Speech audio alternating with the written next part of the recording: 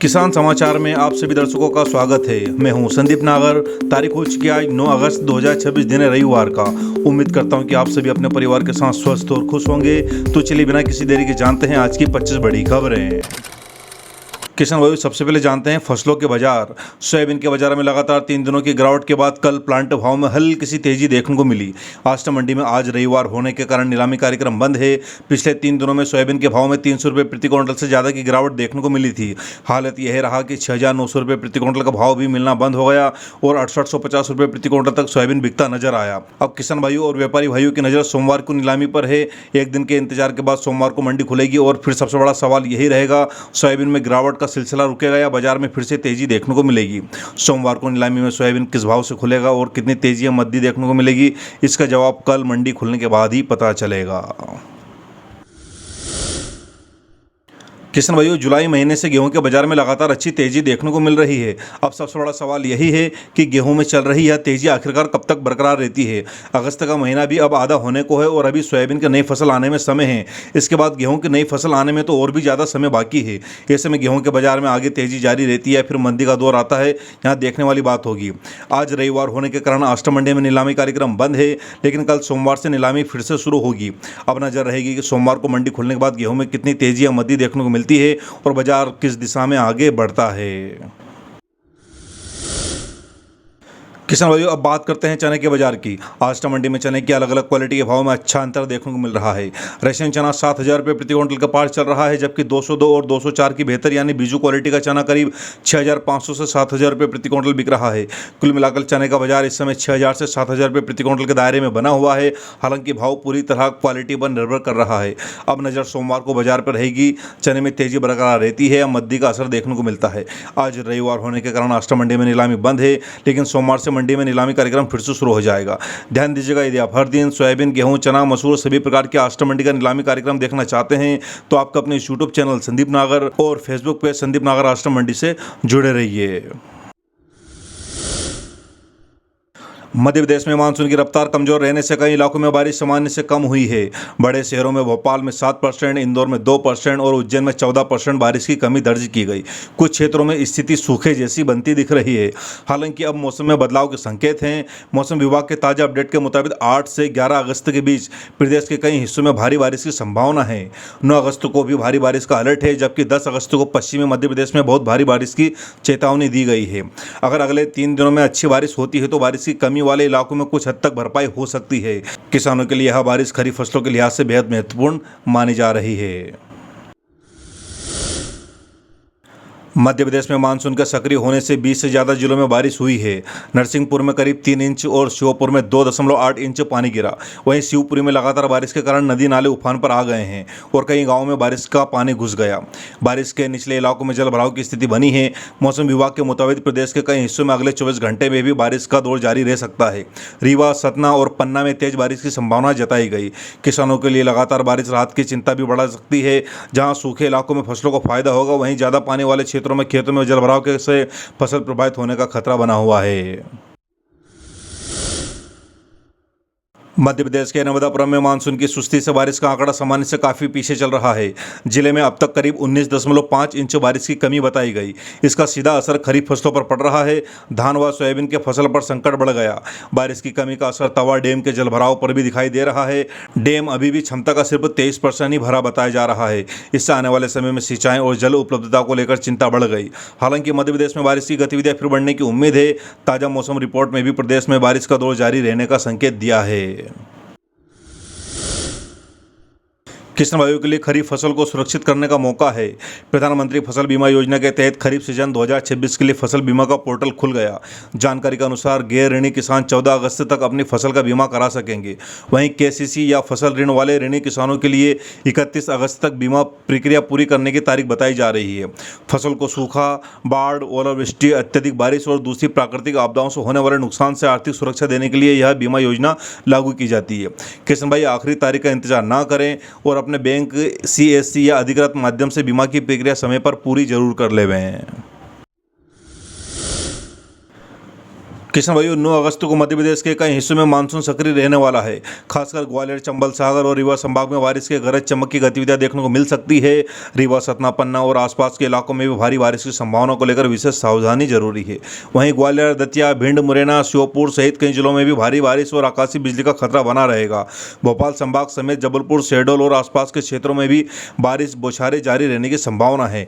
दूसरी ओर इंदौर और उज्जैन संभाग के कुछ हिस्सों में बारिश अपेक्षाकृत हल्की रह सकती है। किसान भाइयों के लिए जरूरी सलाह है। आईएमडी ने तेज बारिश और हवा के दौरान खेतों में जल निकासी बनाए रखने तथा बारिश के दौरान खाद और कीटनाशक का छिड़काव टालने की सलाह दी है। बिजली गिरने की संभावना में खुले खेत में काम करने से भी बचिएगा। मध्य प्रदेश में हर घर तक नल से पानी पहुंचाने की योजना को लेकर चिंता बढ़ाने वाली तस्वीर सामने आई है। प्रदेश के 23 जिले नल जल कवरेज में पीछे बताए गए। रिपोर्ट के मुताबिक इनमें से 8 जिले ऐसे हैं जहां आधे परिवारों तक नल भी पानी नहीं पहुंच पाया। सबसे ज्यादा कमी सीहोर और विदिशा में बताई गई। सीहोर में 43% परिवार और विदिशा में 33% परिवार अभी भी नल जल सुविधा से वंचित है। नल जल योजना का उद्देश्य ग्रामीण परिवारों को घर तक नियमित पेयजल उपलब्ध कराना है, लेकिन इन आंकड़ों से साफ है कि कई जिलों में लक्ष्य अभी पूरी तरह हासिल नहीं हुआ है।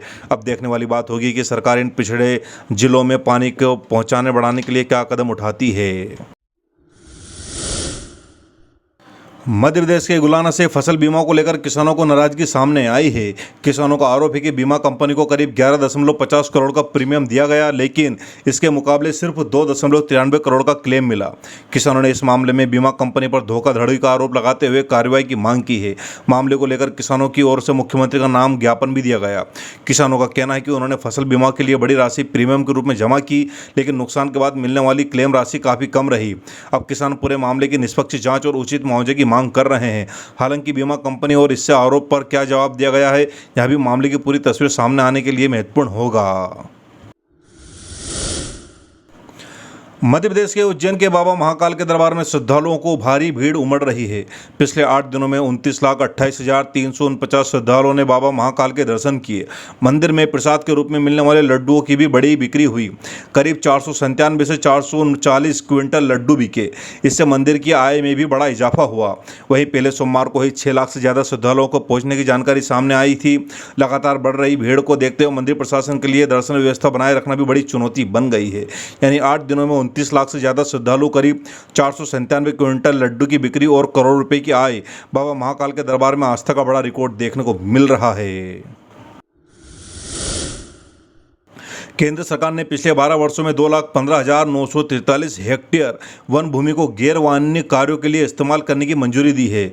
डायवर्जन मतलब वन भूमि का दूसरे काम के लिए उपयोग करने की अनुमति, यानी जिस जमीन का इस्तेमाल वन के रूप में हो रहा था उसे सड़क, रेल, खनन, बिजली, सिंचाई, उद्योग व अन्य विकास कार्यों के लिए इस्तेमाल करने की अनुमति देना। जहाँ आंकड़ा काफी बड़ा है, इसलिए वन भूमि के उपयोग को लेकर पर्यावरण संरक्षण और विकास के बीच संतुलन का सवाल भी महत्वपूर्ण होता जा रहा है।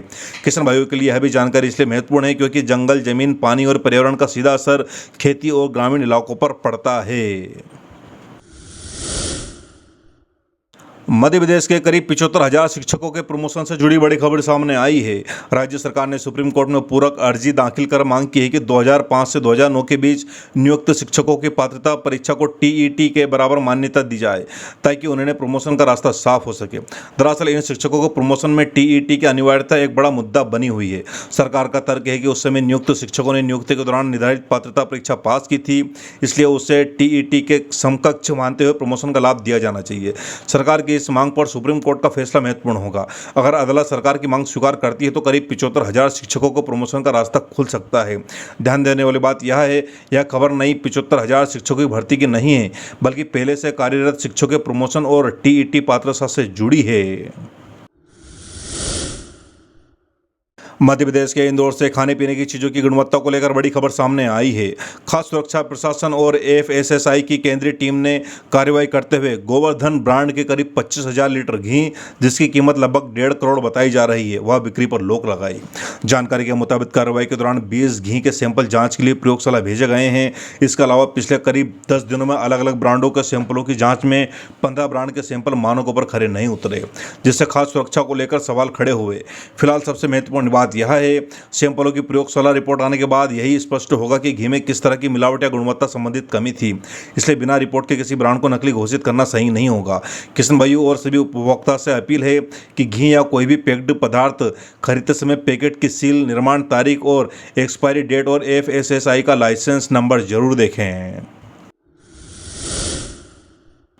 मध्य प्रदेश के विदिशा में बच्चों के जान जोखिम में डालकर स्टॉप डैम के रास्ते से स्कूल जाने के मामले में अब मानव अधिकार आयोग ने भी स्वतः संज्ञान लिया। यह कार्रवाई हाईकोर्ट की सख्ती के बाद हुई। मामला पालहो गांव का है, जहां स्कूली बच्चे स्कूल पहुंचने के लिए बेतवा नदी के स्टॉप डैम के खंभों से होकर गुजरने को मजबूर थे। बच्चों के इस खतरनाक सफर की तस्वीर सामने आने के बाद मामला हाईकोर्ट तक पहुंचा।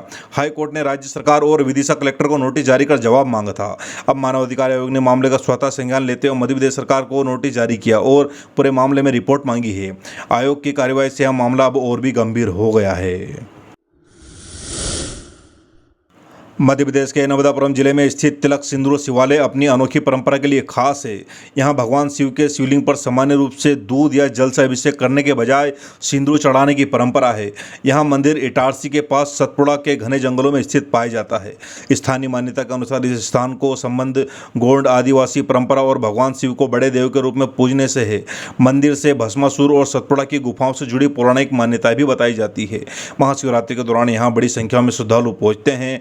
रिपोर्ट के अनुसार इटारसी से जामीन गांव और फिर सतपुड़ा के जंगलों के रास्ते से इस धाम तक पहुंचा जा सकता है। मध्य प्रदेश के महाकाल की नगरी उज्जैन में न्यायिक अधोसंरचना को मजबूत करने की दिशा में बड़ा कदम उठाया गया।